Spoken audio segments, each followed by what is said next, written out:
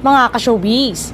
Tila hindi nagustuhan ng ilang netizen, maging ang social media personality na si Rendon Labrador, ang bagong pangalan ng noontime show ng television and production exponent. Sa Facebook post ni Rendon nitong Sabado, January 5, makikita ang screenshot ng kanyang komento tungkol sa bagong pamagat nitong tahanang pinakamasaya. Ayon kay Rendon, tagline daw at hindi naman talaga title ang ipinalit sa dating pangalan ng noontime show. Lalo kayong pagtatawanan ni Joey De Leon sa mga pinagagawa nyo. Ang dami-daming magagandang title sa buong mundo, yan pa talaga naisip nyo.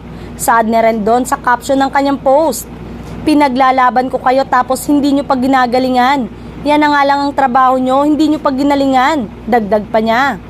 Matatandaan kasing naglabas na ng desisyon ng korte hinggil sa Itbulaga trademark at nanalo sina Tito Soto, Vic Soto at Joey De Leon o TVJ sa kaso. Pero bago pa man ito, noong December ay nauna ng ipawalang bisa ng Intellectual Property Office of the Philippines ang trademark registration ng Tape Incorporated para sa titulong Itbulaga.